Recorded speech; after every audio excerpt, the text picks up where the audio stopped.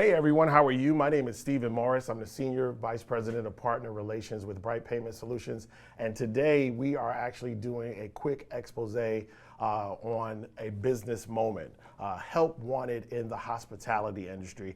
And so today I am sitting with three prominent restaurateurs, I love that word, restaurateurs in the Midlands. And we're gonna talk about some key things. You know, the pandemic was 2020. We know that that was a hard year for everyone. Every business was affected, but in particular, the hospitality industry was affected very hard. So here we are, we're 2 years out, and we still see that there's some things that are, we're not really back to normal when it comes to eating out. Americans are back out, you know, some of us are wearing masks, some of us are not wearing masks, but at the same token, we're out and we want to eat. However, the hospitality industry is battling with some struggles. So we're going to talk about those struggles today. And I have three good people. Some of them are clients of ours, some of them are not. We didn't want to be biased and have all of our customers, but we wanted to focus on solving solutions and figuring out a way to make this work. So with that said, we have Jessica Pagan. She is from A Fuego 100 by 35 restaurant in Irmo, South Carolina. We have Justin Owens from Trevinia Italian Kitchen. He is actually our host restaurant here in Lexington, South Carolina. And then we have Noel Caskey, who represents Le Peep Restaurant, which is an awesome brunch spot in the Northeast. Welcome, everyone. Being that he's been in the business a little longer, 25 years, but he's been at his restaurant a couple of months. You've been here since, you said 2017? Yes, I came back right as COVID was happening. Okay, okay, got it. I was here previous from 2013 to 2015. Okay. I left and then I came back.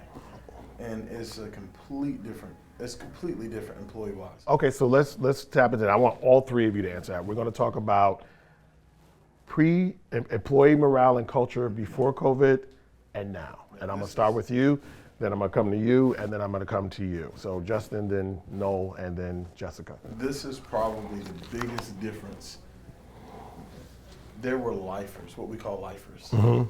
And there were people that worked in a restaurant, and that was their career, their job, their profession. Right. And they were really, really good at it. And as a newbie walking into a restaurant, you felt like you were so far down on the totem pole, and those people would instruct you and they would teach you. And eventually, 6 months in, right, you felt like you had climbed a couple rungs, mm-hmm, and you kind of belonged with that group. Now, there are no lifers. Wow. There are folks that have been within a restaurant for 1.5 years, 2 years, but a lot of them dispersed. Really? During COVID. Okay. And they never came back. They got remote jobs, perhaps outside of the restaurant business, or they started driving for Uber Eats, or they, other ways of assuming an income, right, without having to deal with the public. Okay. The way they did before. So now I have a whole group. People, I see you got some employees, and I'm like, it's great that I have some employees, mm-hmm, but they are all unskilled hands. Wow. So essentially, I have 6 people that have 12 hands that don't know what to do. Now, wow, they may have the correct attitude, mm-hmm, but the aptitude is what we're missing. So now you're coaching all 6 of those folks, mm-hmm, while trying to manage a restaurant, while having product issues. You're spread super thin, and they are too. Right. Because the guests they're trying to learn know more than they know. Right. Because they've been coming here longer than they've been. Correct. Okay. So it is a challenge. So it's okay. Got the it. Biggest challenge. No, you, Le Peep, what's going on? Well, I think my experience was similar to what Justin talked about. Okay. I wasn't with Le Peep at the start of the pandemic. I was with a large chain restaurant, Okay. and of course they already decided how they were going to deal with it and all that. Mm-hmm. And we had some employees that had some tenure. Okay. I can think of one in particular that was there for over 10 years, and that was her career. I mean, that's what she did. Right. And we lost all those people. We shut our doors and said we're not going to do anything but to go. Mm-hmm. Of course, we weren't allowed to, but mm-hmm, we sent all those people packing. And they all found other jobs, right, and they were good employees. Right. I mean, they were, that was their livelihood. Right. So when we opened back up, here we are, lots of demand and no way to satisfy it. Right. And we're all working 7 days a week, 60 hours, 70 hours a week. Wow. With 2 or 3 employees trying to, make it happen, satisfy all the business. And And like Justin said, they're all new. You're having to train. You're having to watch every little thing they do. And like, no, don't do this, do this, you know. Right. And it's been a struggle. I got you. But if you hire the right people and you're not just trying to fill gaps, I feel that's a good way forward. I mean, and that's what I've tried to do with LaPeep. I look for good people, people that are young, that are impressionable, good attitudes, like Justin said, people that look like the kind of people that are going to enjoy what they do. Got it. And you know, if you give me somebody that's got a good attitude, a good personality, and even just a little bit of brains, you know, I can teach them how to restaurant all day long, and have them enjoy it. Got it. That's what we're looking for. Got it. So I'm hearing the theme now. So Jessica, new restaurant in the pandemic. Now, let me preface this. Most of your staff are family, right? Yes. Let's talk about that. How's it working with family? And because you didn't have the problem that these guys had. They had a before COVID, and then they had a pandemic situation that we're talking about today. You came in during the pandemic. What happened? And what has helped you guys be successful? I mean, at least for me, it happened a little bit more different because, you know, I hear a lot of people, you know, they have problems with servers, you know, front of house, they have problems in the back of house. I personally, my back of house, we're all family. What I bring to the table, there's no way I can look out if they don't have the same flavor, if they don't know what they're doing. Right. There's no way. So, you know, I have my husband who learned, you know, in the restaurant, because he had no clue on what to do. He's a great cook, but that was it.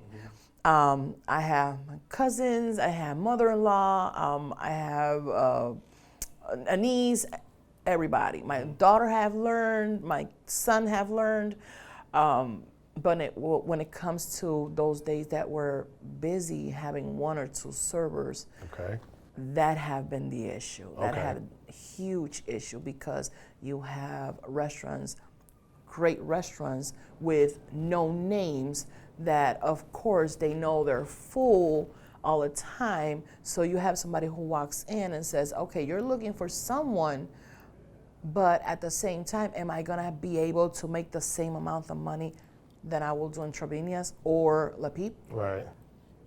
I can't guarantee you that. I'm new, I'm starting, I'm still trying Right. to get people in here. And that have been, I think, one of the most challenging things for us.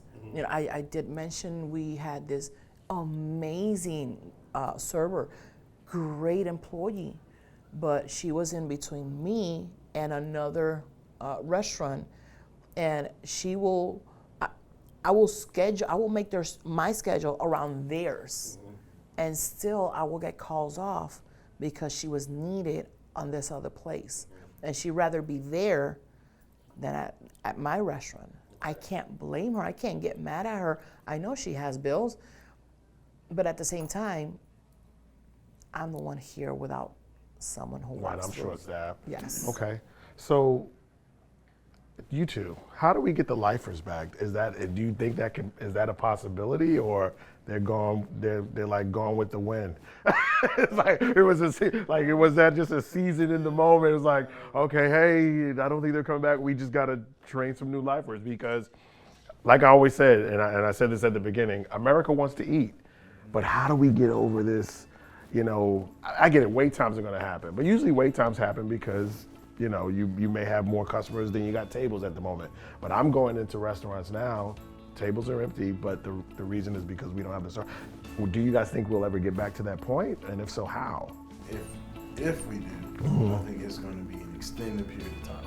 And that's where we come in. We sat down with these restaurant owners and we learned about the struggles that they're going through and the struggles that a lot of restaurant owners are going through right now. And that whole conversation ended up being about an hour long. And I strongly recommend you go and watch the whole thing. There's a lot of valuable insight in that for really any business owner.